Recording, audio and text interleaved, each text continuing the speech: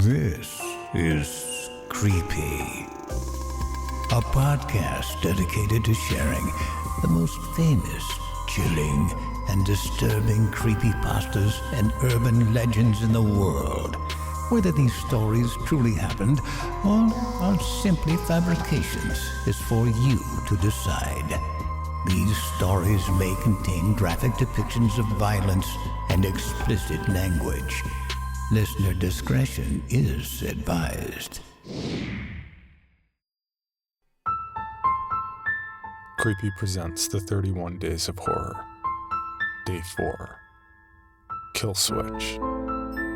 This story is credited to the Archivist on invisiblegames.net.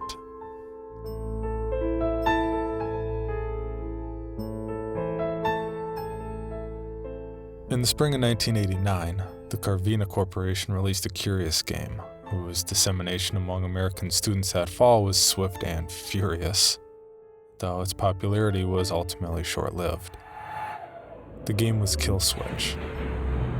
On the surface, it was a variant on the mystery or horror survival game, a precursor to the Myst and Silent Hill franchises.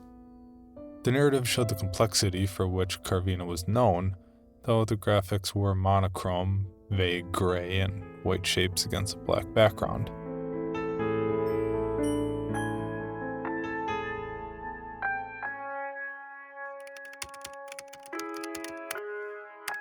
Slow MIDI versions of Czech folk songs played throughout.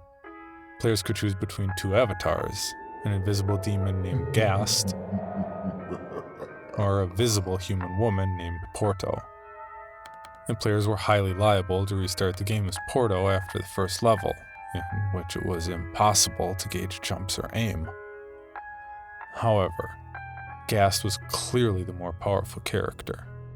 He had fire breath and a coal steam attack, but as it was above the skill level of most players to keep track of where a fire-breathing, poison-dispensing invisible imp was on their screen once the fire and steam had run out, Porto became more or less the default. Porto's singular ability was seemingly random growth. She expanded and contracted in size throughout the game. A Kansas engineering grad claimed to have figured out the pattern involved, but for reasons which will become obvious, his work was lost. Porto awakens in the dark with wounds in her elbows, confused.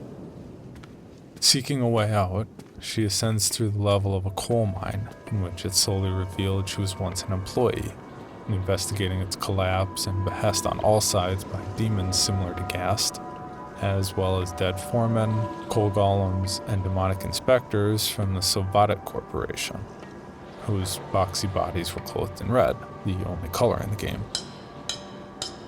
The environment, though primitive, becomes genuinely uncanny as play progresses. There are no bosses in any sense.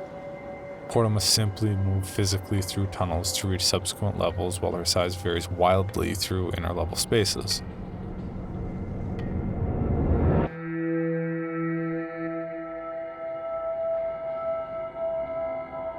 The story that emerges through Porto's discovery of magnetic tapes, files, mutilated factory workers who were once her friends, and deciphering an impressively complex code inscribed on a series of iron axes players must collect. This portion of the game was almost laughably complex and defeated many players until Porto881 posted the cipher on a Columbia BBS. Attempts to contact this player have been unsuccessful, and the username is no longer in use on any known service. Is that the foreman, under pressure to increase coal production, began to falsify reports of malfunctions and worker malfeasance in order to excuse low output, which incited a Sovatic inspection. Officials were dispatched, one for each miner, and an extraordinary story of torture unfolds, with fuzzy and indistinct graphics of red-coated men standing over workers, inserting small knives into their joints whenever production slowed. Admittedly, this is not a very subtle critique of Soviet-era industrial tactics. And as the town of Carvina itself was devastated by the departure of coal industry, more than one thesis has interpreted Killswitch as a political screed. After solving the Axe code, Porto finds and assembles a tape recorder. The fires of the earth had risen up in our defense and flowed into the hearts of our decrepit equipment that we used and wakened them to avenge its workers. It is generally assumed that the fires of the earth are demons like Ghast, coal fumes, gassy bodies inhabiting the old machines. The machines themselves are so big that the graphics elect to only show 2 or 3 gear teeth or a conveyor belt rather than the entire apparatus. The machines drove the inspectors mad, and they disappeared into caverns with their knives, only to emerge to plague Porto, of course. The workers were often crushed and mangled in the onslaught of machines, who were neither graceful nor discriminating. Porto herself was knocked into a deep chasm by a grief-stricken engine, and her fluctuating size, if it is real and not imagined, is implied to be the result of poisonous fumes inhaled there. What follows is the most cryptic and intuitive part of the game.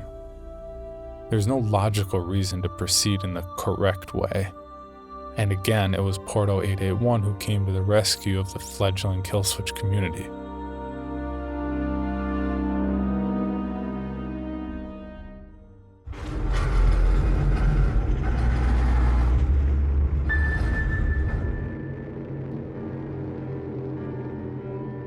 In the chamber behind the tape recorder is a great furnace where coal was once rendered into coke. There are no clues as to what she's intended to do in this room. Players attempted nearly everything, from immolating herself to continuing to process coal as if the machines had never risen up. Porto 881 hit upon the solution and posted it to the Columbia boards. If Porto ingests the raw coke, she'll find her body under control, and can go on to fight her way out to the final levels of the mine, which are impassable in her giant state, clutching the tape containing this extraordinary story. However, as she crawls through the final tunnel to emerge above ground, the screen goes suddenly white.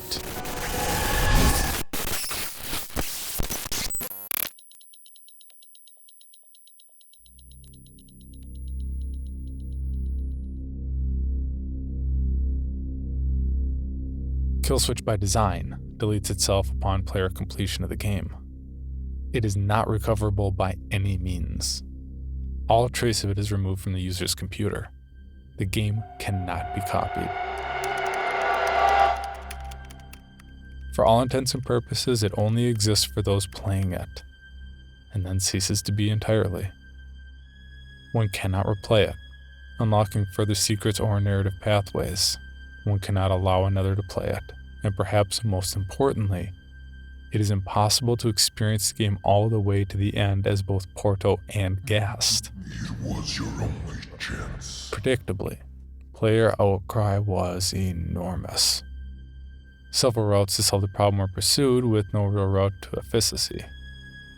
The first and most common was to simply buy more copies of the game, but Carvina Corp released only 5,000 copies and refused to press further editions. The following is an excerpt from their May 1990 press release. Killswitch was designed to be a unique playing experience. Like reality, it is unrepeatable, unretrievable, and illogical. One might even say ineffable. Death is final, death is complete. The fates of Porto and her beloved Ghast are as unknowable as our own. It is a desire of the Carvina Corporation that this be so, and we ask our customers to respect that desire. Rest assured, Carvina will continue to provide the highest quality of games to the West, and that Killswitch is merely one among our many wonders. This did not have the intended effect. The word beloved piqued the interest of the committed, even obsessive players, as Ghast is not present in any portion of Porto's narrative. A rush to find the remaining copies of the game ensued with the intent of playing as Ghast and discovering the meaning of Carvina's cryptic word. The most popular theory was that Ghast would at some point become the fumes inhaled by Porto, changing her size and beginning her adventure. Some thought this was wishful thinking, and if only gas early levels were passable, one would somehow be able to play as both simultaneously.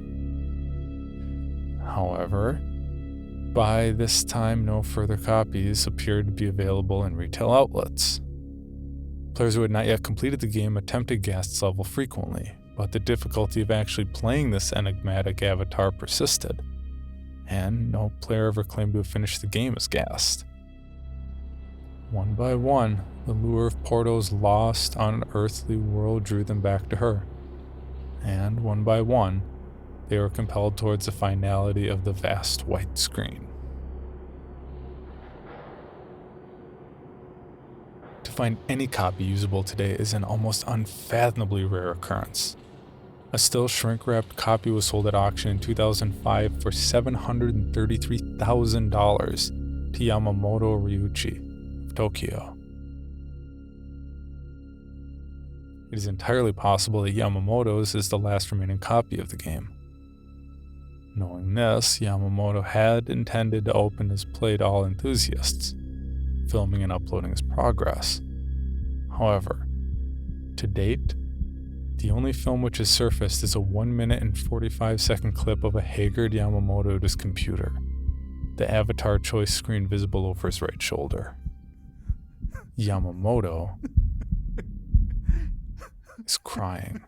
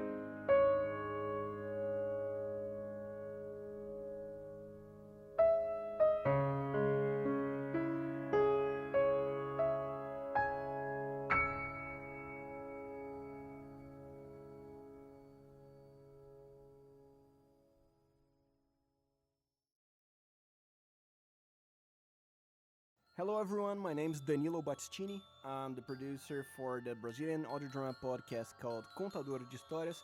In English it means storyteller, and I'm part of Faith Crafters Network, so what you're about to hear is a compilation of my audio drama cyberpunk show called Dias Digitais, Caça aos Hackers.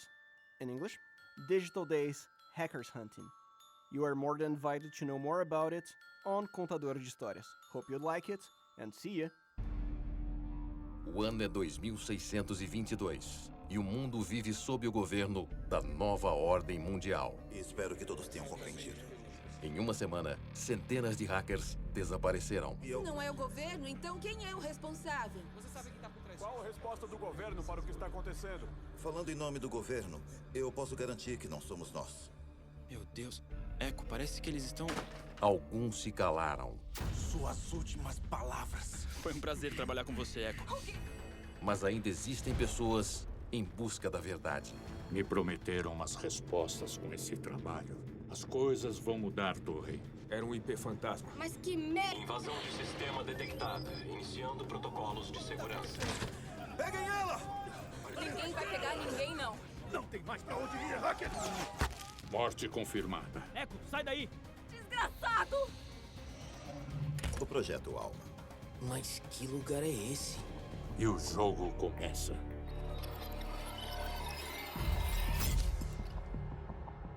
Dias Digitais, Caça aos Hackers. Uma série original de audiodrama do podcast Contador de Histórias.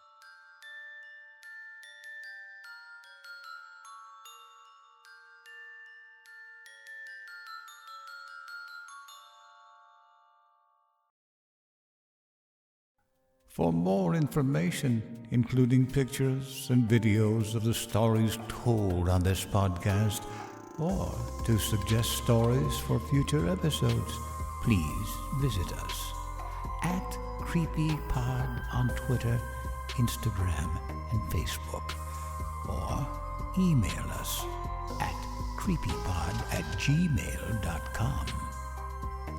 All stories told on this podcast can be found at creepypastawikia.com and are protected by a Creative Commons license. Some rights reserved unless otherwise stated.